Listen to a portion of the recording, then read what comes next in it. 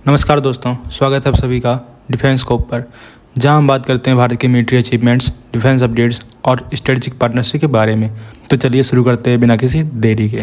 पहली खबर की बात करें तो गुजरात के अमरेली में आज एक ट्रेनर एयरक्राफ्ट क्रैश हो गया। ये एयरक्राफ्ट एक एविएशन एकेडमी का था और क्रैश के वक्त सिर्फ एक ही पायलट उसमें था, जो अनफॉर्चुनेटली इस हादसे में शहीद हो गए। क्रैश साइट की विजुअल्स मीडिया आउटलेट ने शेयर की हैं, जहां दिख रहा है कि अथॉरिटीज एयरक्राफ्ट में लगी हुई आग बुझा रहे हैं। पीटीआई के अकॉर्डिंग एयरक्राफ्ट ने अमरेली एयरपोर्ट से टेक ऑफ किया था और कुछ ही देर बाद गिरिया रोड एरिया के एक ओपन प्लॉट में क्रैश हो गया।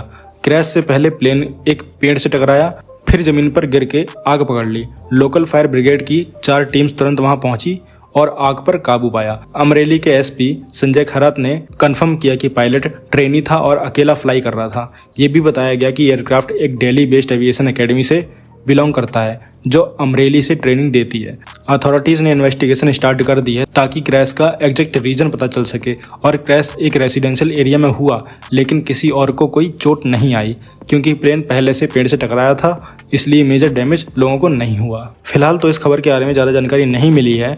अगर आपको कुछ और पता हो तो आप कमेंट सेक्शन में वो जानकारी और लोगों को शेयर कर सकते हैं। अगली खबर की बात करें तो BEML लिमिटेड ने एक व्हील्ड आर्मर्ड फाइटिंग व्हीकल और ATGM सिस्टम के को डेवलपमेंट का प्रोसेस स्टार्ट किया है। ये खरीद इंडिजिनसली डिजाइंड, डेवलप्ड और मैन्युफैक्चर्ड कैटेगरी में आता है, जिसमें 50% से ज़्यादा इंडिजिनस कंटेंट और इंडिया में डिजाइन डेवलपमेंट रिक्वायर्ड है। BEML का प्लान है कि किसी ग्लोबल पार्टनर के साथ मिलकर एक modern 8x8 wheeled armour fighting vehicle बनाया जाए, जिसमें fire and forget ATGM system हो।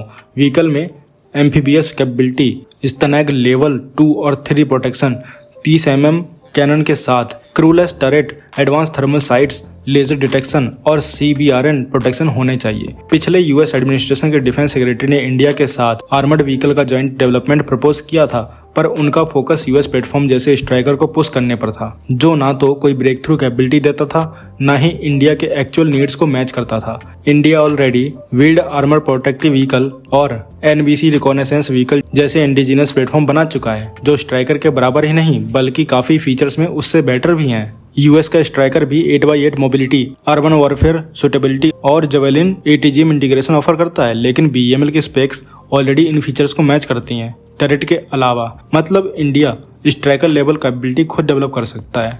टाटा और DRDO का व्हील्ड आर्मर प्रोटेक्टिव व्हीकल में high mobility, amphibious capability, STANAG protection और मॉड्यूलर वेपन सिस्टम का कॉम्बिनेशन है। ये ऑलरेडी इंडियन आर्मी की यूजर ट्रायल्स पास कर चुका है। तो आप इस खबर के बारे में कोई सुझाव, कोई राय देना चाहें तो कमेंट सेक्शन में बता सकते हैं। अगली खबर की बात करें तो यमन के हूथीज रेबल्स ने सिर्फ 24 घंटे के अंदर 2 अमेरिकन MQ-9 रीपर ड्रोन्स को शूट डाउन कर दिया, जो कि दुनिया के मोस्ट एडवांस सर्विलांस ड्रोन्स में से एक होते हैं। इस इंसिडेंट का वीडियो भी हूथीज ने रिलीज किया है, जिसमें जल चुके ड्रोन्स के पार्ट्स क्लियरली दिख रहे हैं। इस फुटेज में हूथीज अपनी जीत को प्राउडली दिखाते नजर आए, जैसे उन्होंने एक बड़ी मिलिट्री विक्ट्री हासिल की हो। एनालिस्ट के हिसाब से ये एक्शन US के लिए एक सीरियस वार्निंग है और मिडिल ईस्ट में टेंशन काफ़ी ज़्यादा बढ़ने के चांसेस भी हैं। MQ-9 रीपर ड्रोन्स का इस्तेमाल अमेरिका इंटेलिजेंस गैदरिंग, सर्विलांस और टारगेट स्ट्राइक्स के लिए करता है। इनका गिरना सिर्फ एक टेक्निकल लॉस नहीं बल्कि स्ट्रेटेजिक एम्बेरसमेंट भी है, क्योंकि ये दिखाता है कि US के ड्रोन्स अब वल्नरेबल होते जा रहे हैं। ये इंसिडेंट इस बात पर भी सवाल उठाता है कि क्या US अपने ड्रोन मिशन को प्रॉपर तरीके से सिक्योर कर रहा है या नहीं।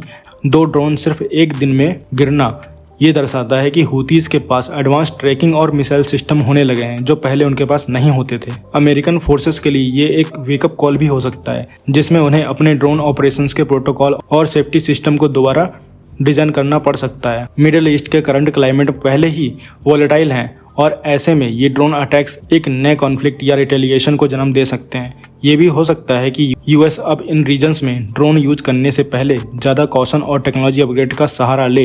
एक्सपर्ट्स का कहना है कि ये इंसिडेंट रीजनल पावर डायनेमिक्स को भी अफेक्ट करेंगे और अमेरिका के लिए ये एक स्ट्रेटेजिक रीथिंक का टाइम है। तो आप क्या बोलेंगे इस खबर के बारे में कमेंट सेक्शन में जरूर बताइए। अगली खबर की बात करें तो इजरायली एरोस्पेस इंडस्ट्रीज और इंडिया की defence manufacturing company DCX system limited ने एक नई जॉइंट वेंचर का अनाउंसमेंट किया है, जिसका नाम रखा गया है ELTX। ये पार्टनरशिप डायरेक्टली इंडिया के आत्मनिर्भर भारत और मेक इन इंडिया गोल्स को सपोर्ट करेगी, जिसमें हाई एंड डिफेंस टेक्नोलॉजी का डेवलपमेंट और प्रोडक्शन अब इंडिया में ही किया जाएगा। ELTX का मेन फोकस होगा एडवांस एयरबोर्न रडार सिस्टम और ग्राउंड बेस्ड डिफेंस प्लेटफॉर्म के डिजाइन और मैन्युफैक्चरिंग पर, जो इंडियन मिलिट्री के स्पेक्स नीड्स के हिसाब से कस्टमाइज होंगे। इजरायली एयरोस्पेस इंडस्ट्रीज ने पिछले कुछ सालों में इंडिया के डिफेंस सेक्टर में काफी डीप इन्वेस्टमेंट किया है। उन्होंने IIT दिल्ली के साथ पार्टनरशिप बनाई है, रडार मेंटेनेंस फैसिलिटी हैदराबाद में खोली है और देसी स्टार्टअप्स को सपोर्ट करने के लिए इनोवेशन एक्सेलरेशन प्रोग्राम भी शुरू किया है। ये सब स्टेप्स इंडिया के डिफेंस इकोसिस्टम को मॉडर्न और सेल्फ रिलायंट बनाने के डायरेक्शन में लिए गए हैं। इजरायली एयरोस्पेस इंडस्ट्रीज के ELTA डिवीजन के CEO ड्रॉर बार ने बताया कि उनके सिस्टम ऑलरेडी इंडिया के आर्मी, नेवी और एयरफोर्स में यूज हो रहे हैं और अब ELTX के थ्रू टेक्नोलॉजी और भी ज़्यादा लोकल लेवल पर ट्रांसफर होगी।